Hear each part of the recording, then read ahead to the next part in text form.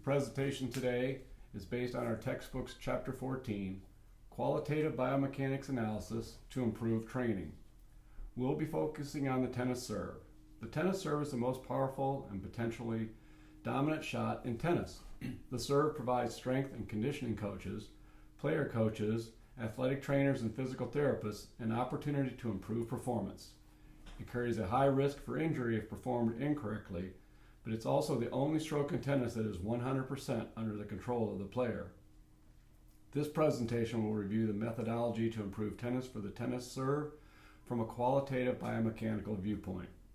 The objective is to develop technical and physical training programming, utilize qualitative methods to improve technique, break down the phases of the tennis serve, identify active muscle groups, joint motions, and develop an injury prevention strategy.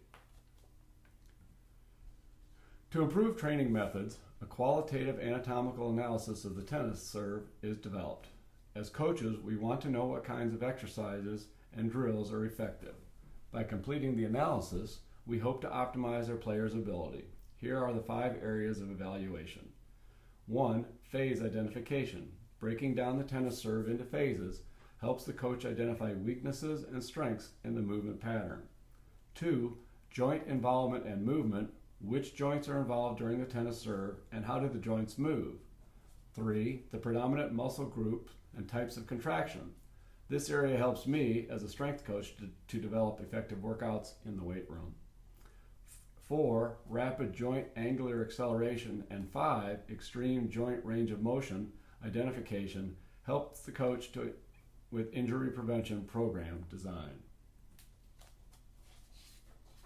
For training to be effective, exercises and drills must be specific to the skill. Training is broken down into 2 components. Technical training is a biomechanical analysis of the skill which may identify deficiencies in technique. Analysis can also aid in designing our exercise programming. Based on this analysis, we can design effective exercises and drills to match the aspects of the skill we are training for, in this case the serve, resulting in gains in performance. Example exercises could include using a balance disc for isometric quarter squats, using the foam roll for self-myofascial release in the lat area, using bands or TRX straps for stretching while in full load position, using bands for shoulder internal and external rotation, using light medicine balls for reverse catch and toss, and tennis serve shot put. Lower body exercises that include split leg jump squats to simulate the landing impact after the serve. The other component of training is the physical training. It is directed at improving the physical components involved in the tennis serve. Examples for a typical training session for us would include dynamic stretches, agility drills, speed and quickness drills, core work, strength and power work in the weight room, aerobic and anaerobic intervals. We'll cover all aspects of the tennis game.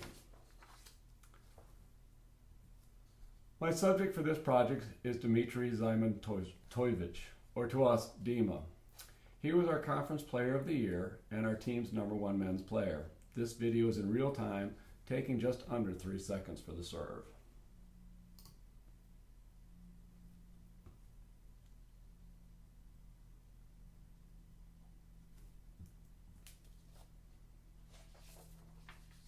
The tennis serve can be broken down into 3 major phases: preparation, acceleration, and follow-through. Preparation is the reflection of the style and the individual tendency of the player. During the start, upper body activation is low. The goal is to align the body to maximize ground reaction force generation. In the loading phase, there are 2 foot position options.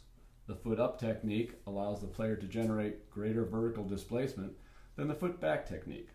Service velocity is tied into muscle forces created by the leg drive during this phase.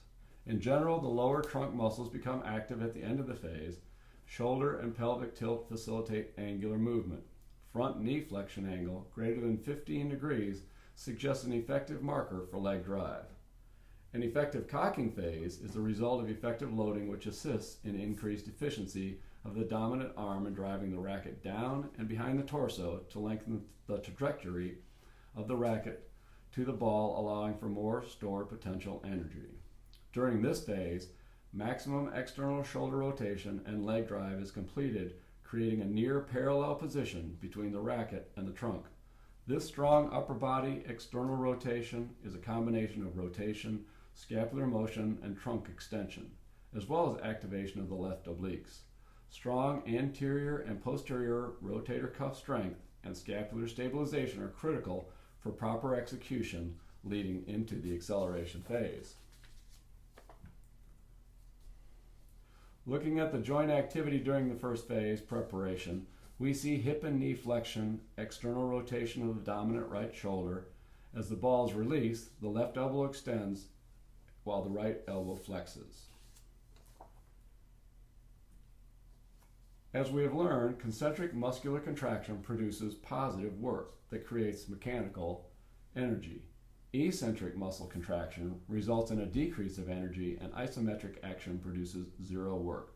For example, during the preparation phase, the knee joint motion is flexion with eccentric contraction of the hamstrings. Therefore, the extensor muscles are active at the joint. The last step is to identify any extremes in joint action, joint range of motion. An injury prevention component of physical training includes stretching of overused muscles and strengthening of inactive muscles, which help the athlete to compete at his or her highest ability over the course of the season.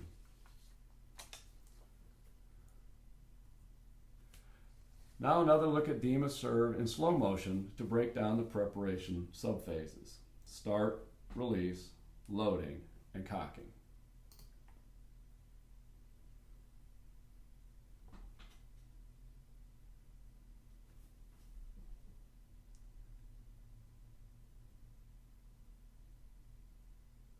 You see he's setting up for his serve, steps back, centers his center of gravity, equal weight distribution.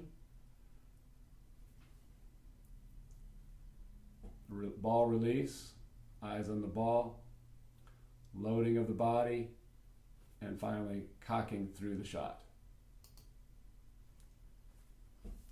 Acceleration consists of two phases: acceleration and contact. The acceleration is a rapid reversal of the rotation of the lumbar, a corkscrew type movement. At contact, the trunk tilt of approximately 48 degrees above horizontal, arm abduction of 101 degrees, and elbow, wrist, and lead knee are flexed. The optimum angle between upper arm and thorax is 110 plus or minus 15 degrees. Joint activity during acceleration includes hip extension. Trunk rotation now moves to the left. Right shoulder rotation rotates internally, and the right elbow extends. Muscle contraction includes the shoulder, external rotation with eccentric contraction, and legs, concentric extension of quads and hamstrings. And rapid joint angular acceleration and impact during the acceleration phase includes the shoulders, hips, and knees. Identifying active muscle groups that produce the largest forces, as well as where rapid joint angular acceleration occurs, provides information and direction for strengthening and training.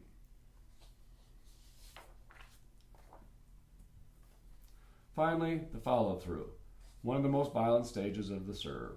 During deceleration, the force between trunk and arm can reach 300 newtons or higher. Shoulder stabilization and support against distracted forces equals 0.5 to 0.75 times body weight. The body incurs high activity of the posterior rotator cuff, the chest, arms, and latissimus dorsi. At the conclusion of the serve, the lower body and core engage in eccentric loading. This finish phase serves as a shock absorption period. Muscle contraction and active muscle groups during the follow-through include lower body deceleration, hips and knee flexion. The shoulder continues its internal rotation in an eccentric manner.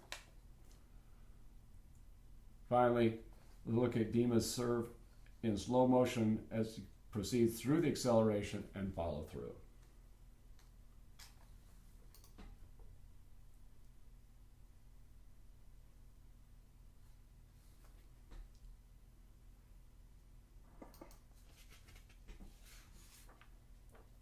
This slide shows an abbreviated qualitative analysis of the tennis serve during its 3 phases.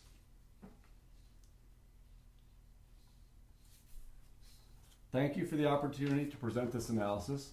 Noted on the slides are resources used during this presentation. I look forward to your feedback during the assignment number 5, peer responses.